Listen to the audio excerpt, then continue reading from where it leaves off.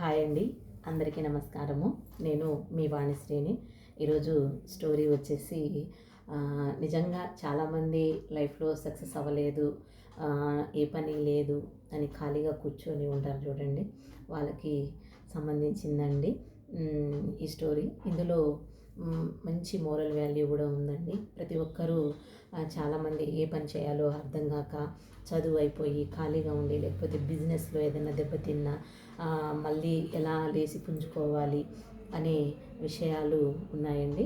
అయితే ఇక్కడ ప్రతి ఒక్కరూ కూడా మనము ఈ స్టోరీలో గ్రహించాల్సింది ఏంటంటే, మనకి ఏదైనా సమస్య వచ్చినా కూడా మన చుట్టూ పరిసరాల్లో ఉన్న వాటితోటే మనం సమస్యను ఏ విధంగా సాల్వ్ చేసుకోవచ్చు, ఏ విధంగా పరిష్కరించుకోవచ్చు అనేది కూడా ఈ కథలో దాగి ఉందండి. కాబట్టి ప్రతి ఒక్కరూ కూడా ఈ స్టోరీని వింటారని నేను మనస్ఫూర్తిగా ఆశిస్తున్నానండి. ఇక్కడ స్టోరీలోకి వెళ్తే, ఇక్కడ ఒక వ్యాపారి బాగా వ్యాపారం చేసి ఒకసారి సడన్గా వ్యాపారంలో నష్టం వస్తుంది. బాగా నష్టపోయి ఏం చేయాలో అర్థం కాక ఒకరోజు ఆ వీధిలో ఒక మూలన కూర్చొని ఆలోచిస్తూ ఉంటాడు. ఏం చేయాలి అని ఆలోచిస్తూ ఉంటాడు.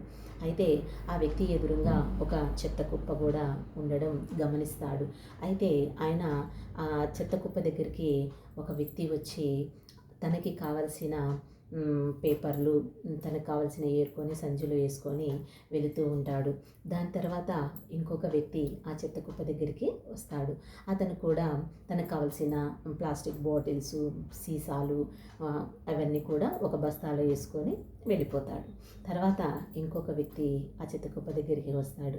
ఆయన కూడా ఆ చెత్త కుప్పలో ఉన్న ప్లాస్టిక్ ప్లేట్లు, ప్లాస్టిక్ కవర్ లాంటివి అన్నీ అలాగే కొన్ని పేపర్స్ తనకు కావాల్సినవి కూడా ఒక బస్తాలో వేసుకొని వెళ్ళిపోతాడు. వెళ్ళిపోయేసరికి దాని తర్వాత ఒక కుక్క వస్తుంది. ఆ కుక్క కూడా ఆ ప్లేట్లలో మిగిలిపోయిన అన్నాన్ని తిని తన కడుపు నింపుకొని అక్కడి నుంచి వెళ్ళిపోతుంది. దాని తర్వాత ఒక ఆవు వస్తుంది. ఆ ఆవు కూడా తనకు కావలసిన ఆహారము, అంటే పచ్చి కూరగాయలు అని పడేస్తూ ఉంటారు కదండి, అవి తిని అది కూడా తన కడుపు నింపుకొని వెళ్ళిపోతుంది. అయితే ఇదంతా అక్కడ కూర్చొని గమనిస్తున్న ఆ వ్యాపారి అప్పుడు లేచి ఇలా అనుకున్నాడు, అంటే ఒక చెత్త కుప్ప మీదనే ఇంతమంది బతకగలుగుతున్నారు అంటే నేను బతకలేనా? వ్యాపారంలో నష్టపోయినా కూడా నేను మళ్ళీ లేచి నిలబడలేనా అని ఆలోచించాడు. ఒక చెత్త కుప్పే ఇంతమందికి కడుపు నింపుతుంది, ఇంతమందిని బతికిస్తున్నప్పుడు నేను ఎందుకు బతకలేనని ధైర్యం తెచ్చుకొని అక్కడి నుంచి వెళ్ళి ధైర్యంగా ముందుకి సాగాడు. అంటే ఇక్కడ మనం తెలుసుకోవాల్సింది ఏంటంటే, మనకి ఏదన్నా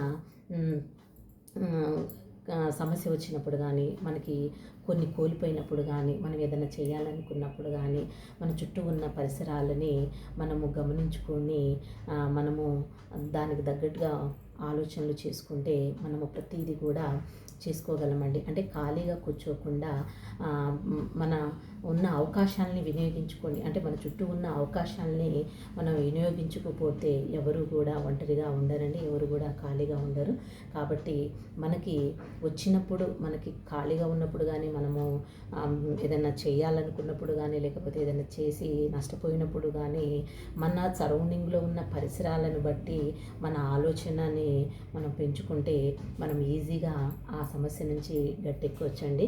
కాబట్టి ప్రతి ఒక్కరికి టాలెంట్ అనేది ఉంటుంది.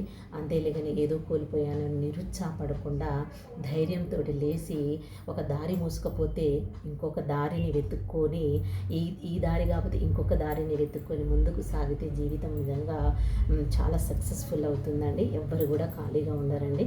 కాబట్టి మనము ఏం చేయగలము అనేది ఆలోచించి ముందడుగు వేస్తే జీవితం అనేది సక్సెస్ అవుతుందండి.